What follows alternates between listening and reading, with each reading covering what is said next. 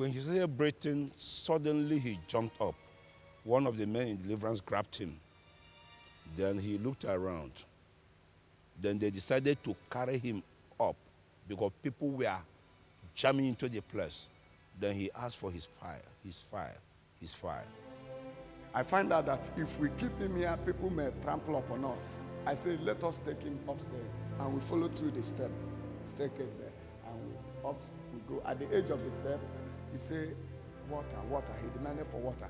I was shouting, bring water, let's give him water. And as they were delaying, he was asking me, my file. And I said, that is the file the enemy is using to accuse you. Just cool it, you will understand. As we carried him to the pastor of Christ's office under the fan, we keep him there, and the fan was rolling. He was still asking, where is my file? You see.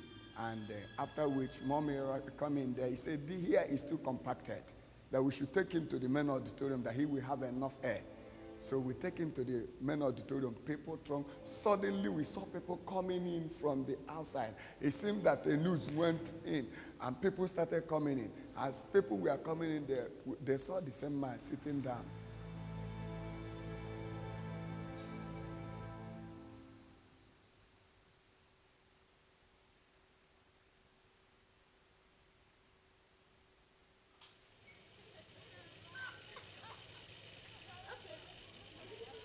I went back to my village with a ram. I gave it to my father, and I told him I'll be coming back with bags of rice because of the Christmas. So on my way coming back, getting to my house, there's a very big valley. The valley is very, very much. So on my way getting to that place, the brake of my car failed. I missed this car 238. So I tried to control the car. I couldn't. And because of how dangerous that place is, there's a very big pillars they positioned there to wedge the car not to somersault inside the big place. So my car had to hit those pillars, and I hit my chest on the steering. And I remembered I was vomiting blood. Blood was coming out of my nose. So, and there was someone with me. He was also wounded. So people crowded. I remember they brought me out of the steering. That was all I could remember. While I was at the hospital, immediately I got myself. I just looked around and saw all the drips and all the things they fixed on me. So I now requested for my wife. And when they brought her, I told her that I want them to take me to Dr. Umezurike at Owerri, because he has been my doctor. There was a time I was slaughtered. He was the one that took care of me. So I now requested that they should take me to him. Then we took him out from that place. Off we went to Owerri. I had pastors and other people to go with me. So, but because of the way I was breathing, so I felt within me that something might happen on the way. I now requested that they should please allow my wife to come in. So I and my wife was in the ambulance. So at the time, two angels came inside the ambulance. Immediately I saw them, I was afraid. I wanted to say it out, what I saw. But eventually, one of them just shut me up. So I couldn't talk concerning the angels. But I only told my wife, take care of the church, this and that, and things I felt that she don't know. When the two angels took me off, so we came to a place that they now handed me over to an angel, one of them.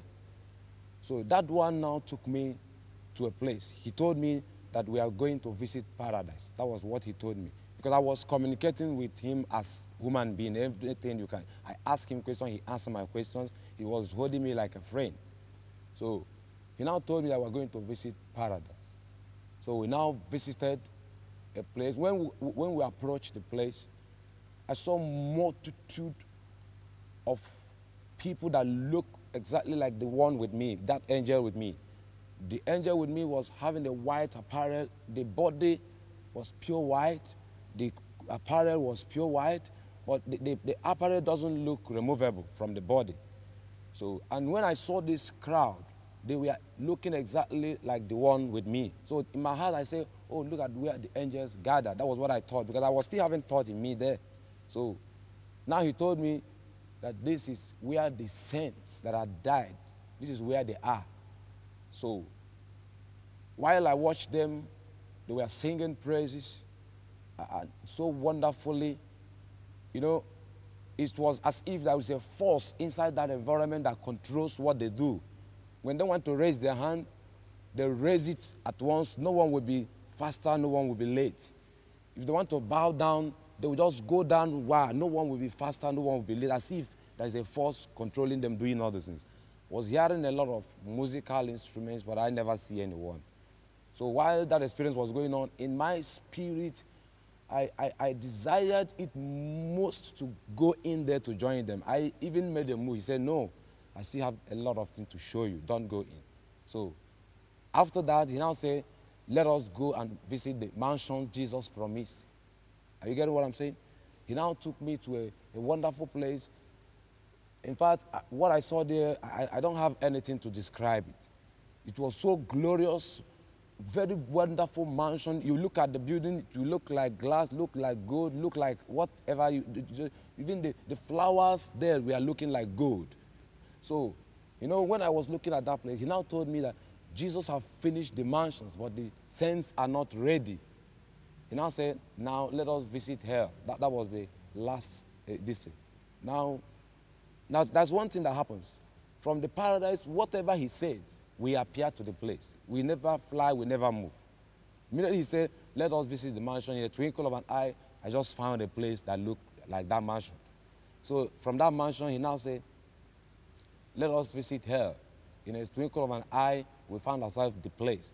So immediately we approached the place. That gate was so big, so large. They wrote on top of it, welcome to the gate of hell.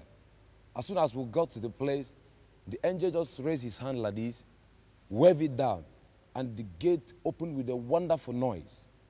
So immediately the noise, the gate opened. I started hearing lamentations. So I now looked inside. I saw people like us here. They were having the same, they were putting on some clothes, the same flesh. Some are black, some are white.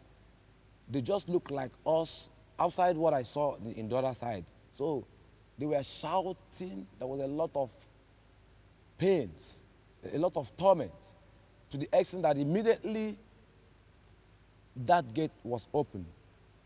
It was as if they were seeing me. And I don't even think that they were seeing the angel with me, because I was standing with the angel, because they never asked the angel to help them.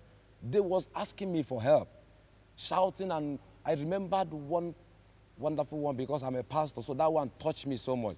He was shouting that I'm a pastor. I only ate church money, that I'm ready to refund. Immediately he just wanted to say, I'm ready to refund it, that I should help. That force that we are tormenting, I never see any fire there. I never see any flame here. But the torment there looks as if people, that they are inside fire. All these things the angel was telling me, I was writing them down in a file. The angel gave me a file and a pen. I was jotting all of them down. Even when I walk here, I remember, that was the first thing I remember, that file. I asked them, where is my file? They couldn't understand me. So all those things I saw, I jotted them down, but it was later I realized that the file might be my memories and all that. So while I was shouting, asking him for help, he said that I have another chance to go back. He mentioned this, that the request of the rich man in hell had been granted to this generation. I didn't understand it. It was now that I woke up, I read the Bible, I realized that the request was, the rich man was requesting that a dead man should be sent back to the world. So he just said that the request of the rich man had been granted to this generation for the last warning. He said to me that he's giving me opportunity to go back for the last warning to this generation.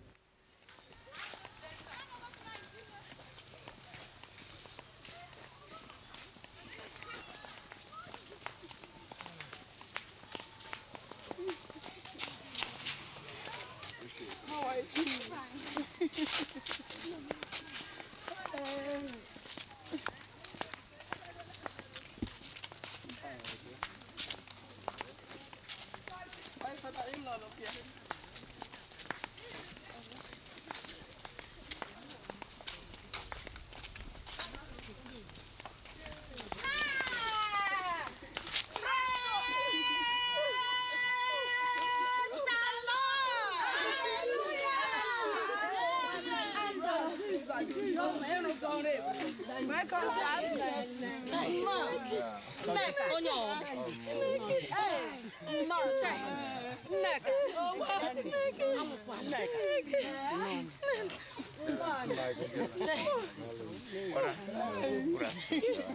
Highly welcome.